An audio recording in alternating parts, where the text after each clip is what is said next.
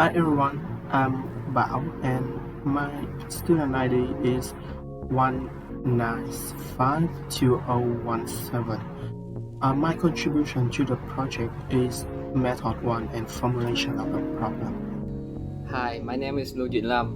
My student ID is 1952315. My contribution to the project is to figure out and construct a method to find out the polynomial satisfy the exercise 1 in the assignment using Lagrange interpolation technique.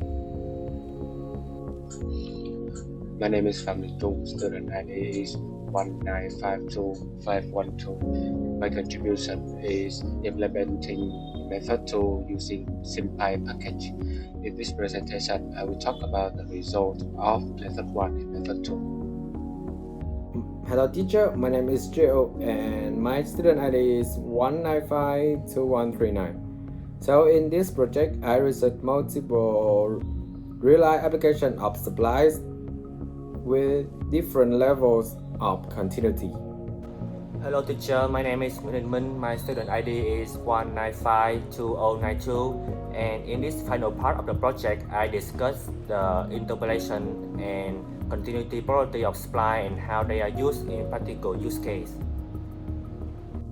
Hi there, I'm Bảo and now I will introduce about the problem 1 that our team gonna solve. So in our first problem, our task is to construct a polynomial px so that it goes through 10 points defined on the table below. There are some special requirements in some point, for example M3, M5, and M7 which can be solved on the screen. Next, I will introduce about method 1. For the method 1 approach, we use a naive approach of solving multiple equations. So for the given point, we can express these points using equation with our function.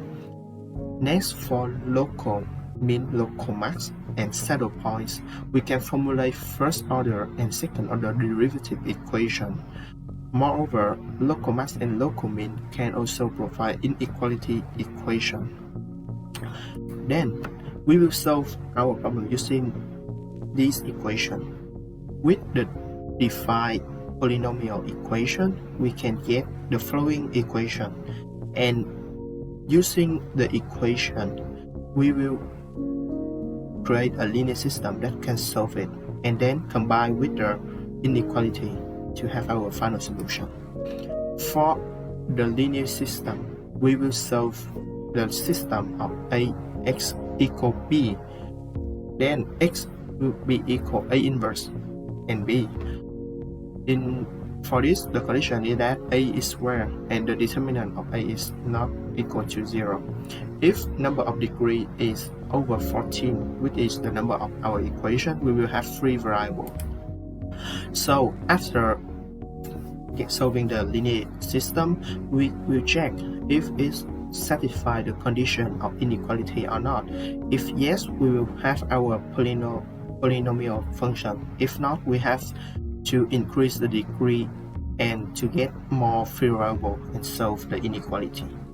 Hi, I'm Lưu Trịnh Lâm. I'm going to talk about method 2 of our first exercise. Yes, there's a requirement of the exercise with condition on M3, M5, and M7. And recall that a Lagrange interpolation will provide us a polynomial that satisfies this. Our task is to find a polynomial fx that satisfies these two conditions. So, taking advantage of the Lagrange interpolation technique, we formulate fx in terms of lx and gx. So, to satisfy the condition that the polynomial goes through the point in the dataset, so we have fxi must be equal to yi, where xi and yi is in the dataset.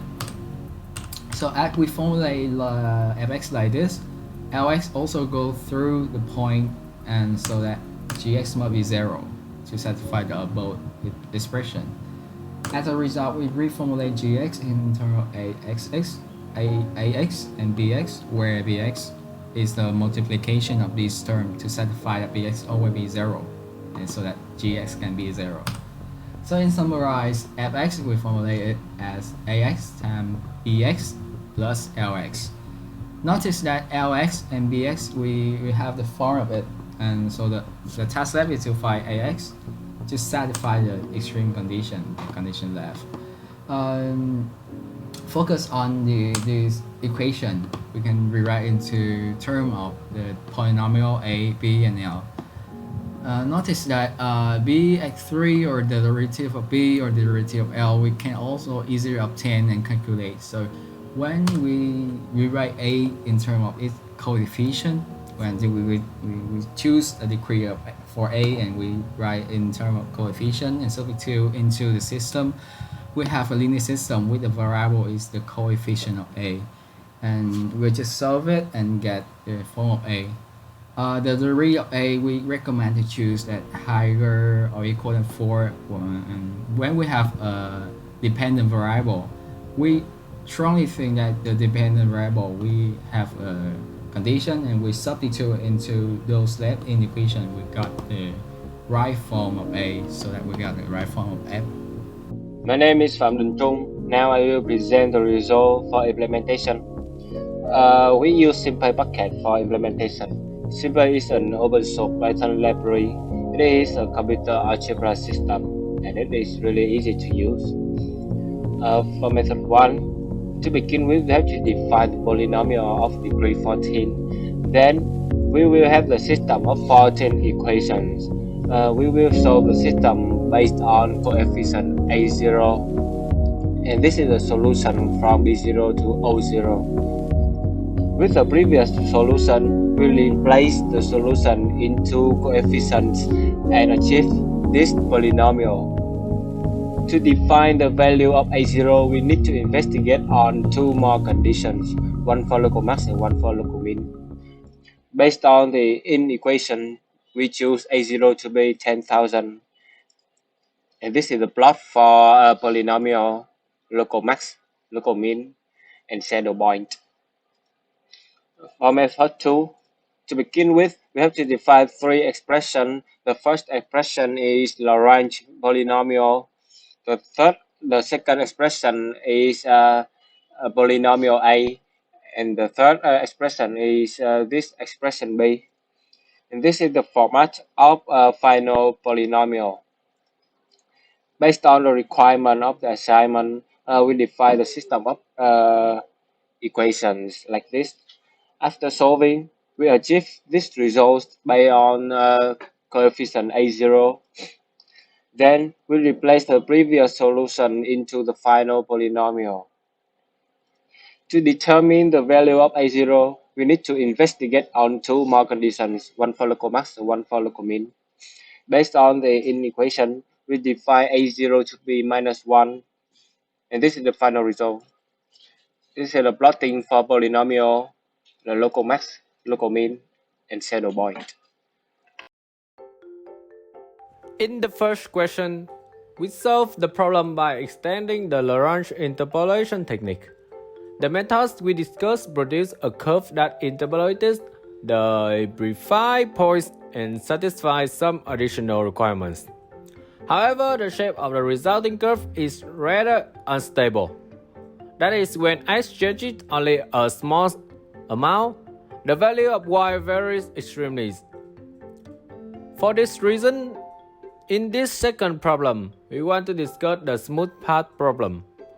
In this practice, there are many situations where we require a smooth path defined by a set of control points.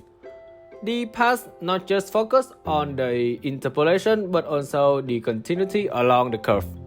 So, for example, in the virtual world, we often need to define paths that take many forms, like this conveyor belt in the game Satisfactory, or this roller coaster, which is a complex type of path that handles both position and rotation. We also use paths in 2D games to animate objects like this in a smooth and appealing manner. In fact, all animations in games have a type of path defined for choice on the character's body.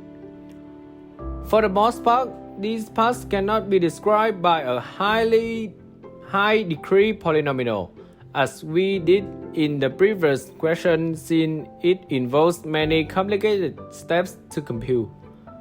Rather, people tend to prefer curves that provide flexibility in local control and efficiency in computation. The answer to these types of paths are splines. Since splines are part of our course, we want to devote this section to extend the application of splines beyond just interpolation and see how they fit into various kinds of real-life applications. When examining a spline, we would look at its parametric property and geometric property. These properties formally define how connected and smooth the resulting curve would be. If the splines are positional continuous, then it is said to have G0 or G0 continuity. It simply means that the resulting curve is connected in position. If the velocity of the curve or its first derivative at the joints is continuous, then the curve is C1 continuity, which also implies C0 continuity. G1 is tangent continuity, that means the normal lines of the velocity vector is continuous, and it also implies positional continuity. The same pattern continues. C2 is acceleration, which implies C1, and C3 is yaw continuity, which basically requires the third derivative at the joint to be continuous. On the other hand, G2 is known as curvature continuity, and G3, which might be recognized as torsion continuity. And so on. This pattern goes on forever until C infinity and G infinity. Here we summarize some well-known splines with different property and application. First, there are cubic Bezier splines. These splines can ensure C0 and C1 clarity, but only interpolate some control point. They are usually used for shape, form, or vector graphics. The second are Hermite splines. They are similar to the Bezier, but ensure that all control points are part of the resulting curve.